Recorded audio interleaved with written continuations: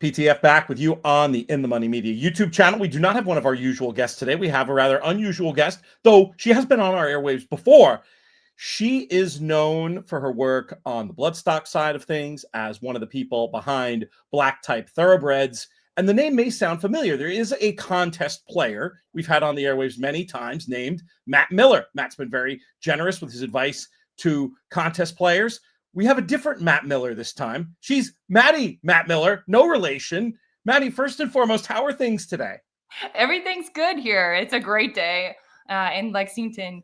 I would say it's more of a pool day here. It's getting quite steamy. But yeah, no, great week so far. How about you? I'm doing great. Better weather today than the washout, the almost washout last weekend, Belmont at Saratoga. From a contest playing point of view, your story's just terrific. I'll quickly lay out the backstory. You can correct me if I'm wrong in any of this, but John Stewart, the owner, looking to do an initiative to support horse players, offered to back a handful of players in this contest. You got involved. I was surprised when I first saw your name simply because I hadn't seen you in a contest before. What was your thought process in wading into these waters where I know your husband Jake Ballas has played, your friend Jonathan Kinchin, me, people in your world have been in these contests, but how about you stepping into the arena? What did that feel like? Well, I kind of kept it quiet at first because I didn't know how it was going to go because, of course, like you just said, I've been around you guys in the chatter and I've absorbed, little did I know, just kind of some strategies and stuff and what really goes into it and how it's different than just like an everyday at the track gambling scenario. So going into it, I was like, oh, I'll give this a shot. It's for a good cause. Sure, John Stewart was gracious enough to put up the money, so it kind of helped the ease into the idea behind it of really jumping on in, I guess, than what I'm used to.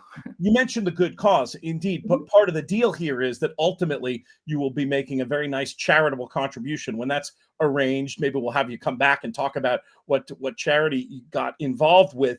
But how about the specifics of the approach in the contest? Did you know how, hearing about your plays, very aggressive, much more aggressive than a lot of people who play all the time. How did you decide where to make the plunge? So going into it, I really wasn't. I was more, I was like, oh, okay, yeah, we'll do this. And someone's like, okay, well, you have these mandatories you have to hit. And Friday's card, there was 5 mandatories, $200. You had to wager on the races. So I was like, okay, simple enough. And they're like, just try to get those out of the way earlier. I was, kind of told and guided. And so I went into it just kind of like, just feeling it out the first day. I had good opinions. And then kind of as I got going, I more so turned my plays on Friday I used more rolling doubles. I think I played maybe 4 races in a row, just rolling a double into double into double.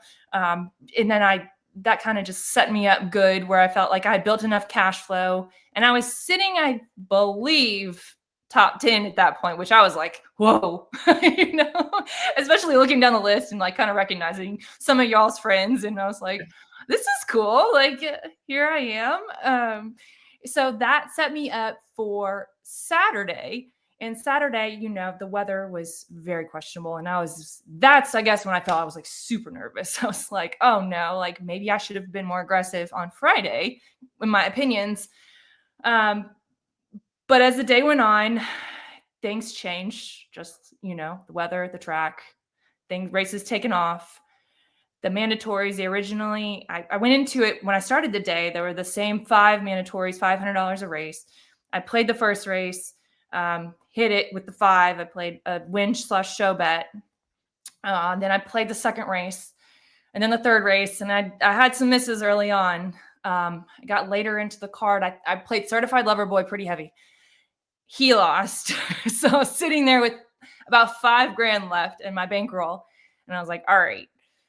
And then soon enough, I got an email and I was like, okay, well, the mandatories with the canceled races and the race card, we're only 3 mandatory races. So I'd hit that. So I was confident then that I could just kind of sit chilly till my later opinions. And then later opinions came and Patch Adams's race. I loved him. I was the cutback, I just was so ecstatic when they finally cut that horse back. I'm a fan. So I knew that race was loaded with talent that I may be able to get value. Maybe he's a favorite, but he still wouldn't take a ton of money where it would be worth for sure the big wager on. So I went into that race. I sat chilly. Sorry, as I dropped this. I sat chilly until him, and I put 4,500 on him, and I had a couple saver exactas just in case. That set me up with my winnings. I had about 19,000 bankroll, and I was sitting there, and then I think I was sitting maybe fourth at that point, and Tony was in the lead by quite a bit. And this is where my maybe my beginner's luck came in, because all I could think of is I know when Jonathan and even Chris Pipito, when they get to these points, what do? They go all in. So it's a win, make it or break it point.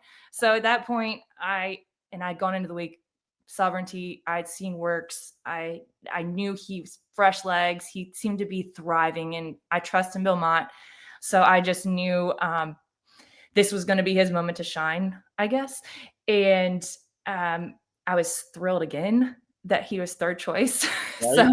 So, which I loved. I was like, great, Bezos taking money, journalism, of course, which I'm fangirl of. But I just felt like it was going to be a horse race, and the winner was going to have the fresher legs. So all in on Sovereignty. That's what I'm hearing.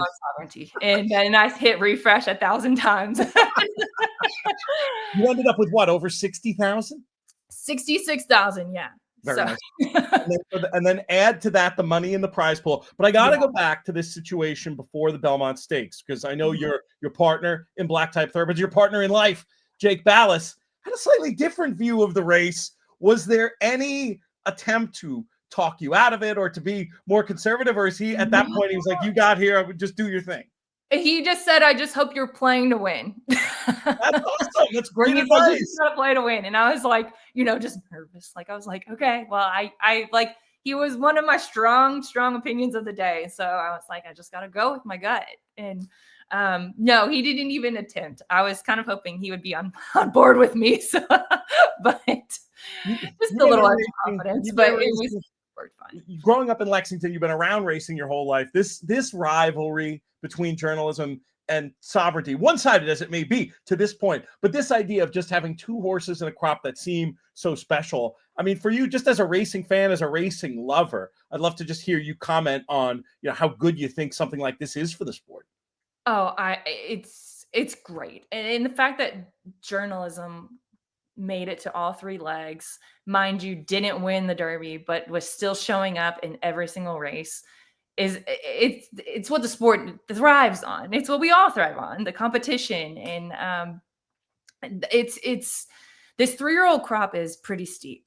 And the more you get into it, the more it's an exciting half of the year to come, I feel like. And I think the Traverse should be just as exciting as all three of the Triple Crown races. A showdown looms for sure. Now that you've tasted success in the world of contests, do you see yourself playing more? I mean, you're not gonna retire with a perfect batting average, I hope. Well, that's what I was talking to somebody who congratulated me after, and I was saying, like, I'm afraid maybe my luck is out, but they were like, you got the BCBC seat with the win, so you're definitely playing that. And he was like, my advice would be to you is to try to play another tournament to get another BCBC seat. Yeah, he's like, that's key. And I was like, oh, man.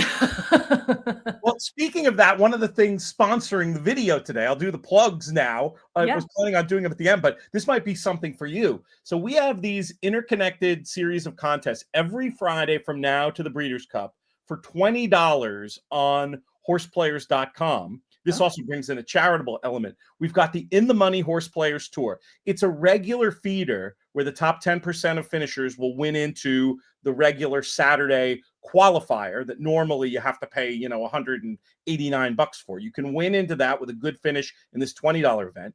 Of the $20 you put up, the house cut goes to Thoroughbred Aftercare charities. So that's obviously an important thing. But anyone in these Friday games who finishes in the top 4 gets automatically entered into what we're calling our playoffs, a tournament at the end of the season where the winner of that at no extra cost wins a BCBC seat. So maybe you can get your second BCBC seat through there. I will also, while we're talking tournaments, shout out our friends over at twinspires.com. I know you're going to be at Ask It next week. I've had some success there before. We'll see if we can parlay that a little bit. But Twin Spires this year, they run tournaments all the time, including games next week, every day of Royal Ask It. You have an opportunity to play and win. We'll encourage folks to check that out, twinspires.com. Navigate over to the tournaments tab on there. But I'm going to ask you one more question that's really hard, and I didn't prep you for it. So you kind of punt it, but if you have any ideas, I feel like the tournament world, the horse racing gambling world in general, could do well with more young people, more female people. You're both. What if anything can racing do to try to encourage women, specifically young people specifically, to get more involved in the gambling side of things, whether it's through tournaments or at the windows?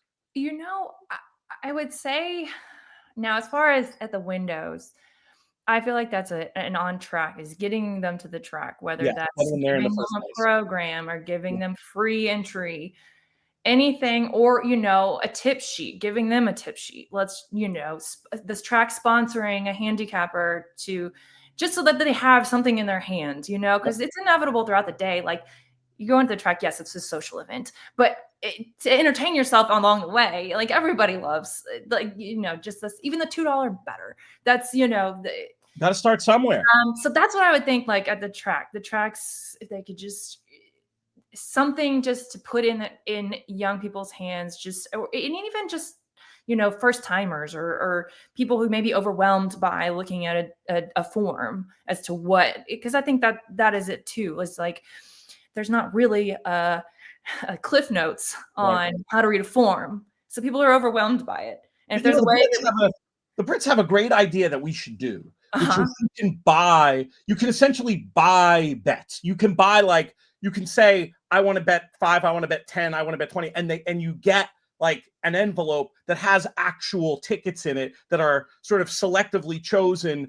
I think it's to be a blend of some low risk, high reward stuff, some things that are more likely to hit. And so you don't even have to think. I always thought that was kind of a good idea. And I know some people over there who are like, you know what, I'm going today. I don't want to think. Here's 20 pounds, Yeah, but I still want some action to tune into, to look up and watch, and the race comes on. That is a great idea. And then maybe that motivates you to learn. What about, you're talking about the on-track experience. What about either contests? What about contests specifically? I guess more exposure.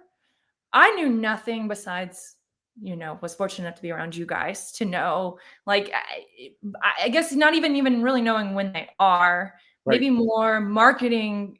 And you're asking me, like, how to reach those young people. I'm not exactly sure that maybe it's through the app some way on a bit gambling day. Like, it's like, I'm not exactly sure, but I like, even being on you guys, I still didn't know the ins and outs, because the tournament play is so different than the going to the track and betting day. It's strategic and it makes you think. It's a lot. Yeah. And I wish more people, like, we could educate more people that's like, it's another way to play. Yeah. And that there are so many, like you're saying, like one of your sponsors, like, that's $20, it's a small and buy-in. And it just, like, if we could just somehow reach the word. Yeah. Whether that's broadcasts or through the apps, or we're trying to beat the drum over here, and we love to have you helping us out, Maddie. I can't wait to see you next week at Ask It. We'll talk much more about all of this stuff. But folks want to learn more about the black type operation. Where should they go? You can visit us at blacktypetvs.com. We're on Twitter and Instagram. Jake Ballas is also someone you can reach out to. We very appreciate interaction. So send us a DM, a message, any questions you have, even if it's just like, can I bet your horse today? It's great. It's just like, I appreciate the friendships and along the way. Yes. So feel free to reach out to us, Jake, myself, our black type social media, we're there. Let's get a conversation going in the comments section here too, folks. Drop us a comment if you have any questions for Maddie, if you have any questions for me, if you want to give us your ideas for marketing tournaments and betting in general to the masses, young and old, male and female, whatever that dividing line is. And while you're there, please subscribe to the In the Money Media YouTube channel. That helps us out a lot. Maddie, thanks so much for your time today. And I'm just going to say it now. When I see you at Ask It, the first jug of Pimm's is on you. Gladly.